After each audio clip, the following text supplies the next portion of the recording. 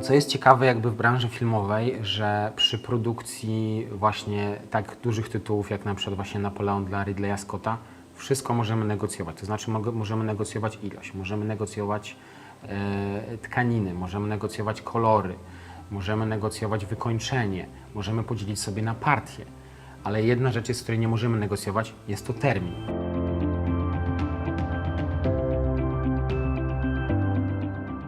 Cześć, nazywam się Michał Siedlecki, jestem właścicielem firmy Tentorium i firmy Joinery.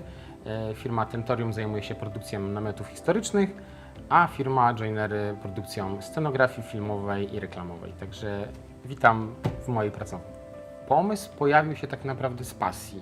Chciałem wyjechać na pierwszą imprezę historyczną, no i pojawiła się potrzeba posiadania namiotu. Miałem już strój historyczny, rycerza, który zrobiłem sam, buty, tunikę itd., więc stwierdziłem, że skoro udało mi się takie rzeczy uszyć, no to może i namiot. No i uszyłem ten namiot. Nie był co prawda idealny, ale wyszedł całkiem nieźle. No i tak naprawdę na imprezie trochę przypadkiem zaczęli przychodzić znajomi, koledzy i dopytywać, skąd masz taki namiot, kto ci go uszył, gdzie kupiłaś. No i jak dowiedzieli się, że zrobiłem go sam, no to gdzieś tam pierwsze zamówienia zaczęły wpadać. Na samym początku, w pierwszej dziesiątce, tak naprawdę pierwszych 10 klientów już pojawili się klienci zagraniczni.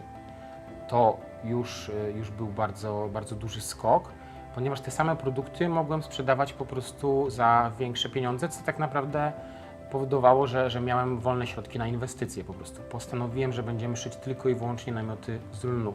Na rynku było bardzo dużo namiotów z bawełny. Bawełna nie jest historyczna, jeśli chodzi o okres średniowiecza. Dopiero namioty z bawełny pojawiają się powiedzmy od XVIII-XIX wieku, a większość namiotów na rynku było bawełnianych. Jakby moja decyzja była taka, że tak buduję tą markę, że robimy po prostu namioty lniane, czyli robimy od razu produkt premium. W 2012 roku już w Żyrardowie robiliśmy pierwsze namioty jakby do serialu Vikings, Wikingowie. Też jest ciekawa historia, jeśli chodzi o serial Wiedźmin, właśnie Tomka Bagińskiego. Napisałem do niego, no i po kilku dniach Tomek mi odpisał, bo napisałem, że właśnie robimy namioty, że robiliśmy do Wikingsów i tak dalej. I chciałbym zasponsorować jakimś jednym wypasionym namiotem właśnie Wiedźmina.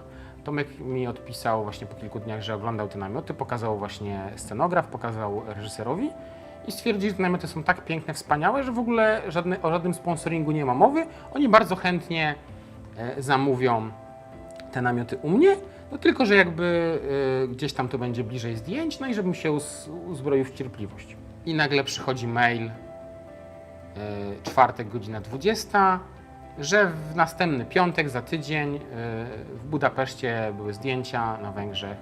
Potrzebują tam kilka namiotów po prostu. No i czy jesteśmy w stanie te namioty uszyć, wysłać, dostarczyć i tak dalej. No i oczywiście, jak to zwykle bywa, cały weekend w pracy, nocki. Udało się, wysłaliśmy namioty, wszyscy zadowoleni, także tak się udało właśnie do serialu Wiedźmin dostać. Trzeba być maksymalnie elastycznym. I to też jest jakby fajne, że ja mam mikroprzedsiębiorstwo, mam do 10 pracowników i w każdym momencie możemy zrobić stop i od jutra robimy coś innego. To nie jest jakby wielka korporacja, gdzie tak naprawdę uruchomienie produkcji to są, nie wiem, tygodnie czy miesiące. To tak naprawdę można zrobić w ciągu jednego dnia i to też mi się wydaje, że w branży filmowej jest po prostu bardzo ważne, żeby być jednak maksymalnie elastyczne, że dzisiaj robimy to, a jutro robimy coś zupełnie innego po prostu.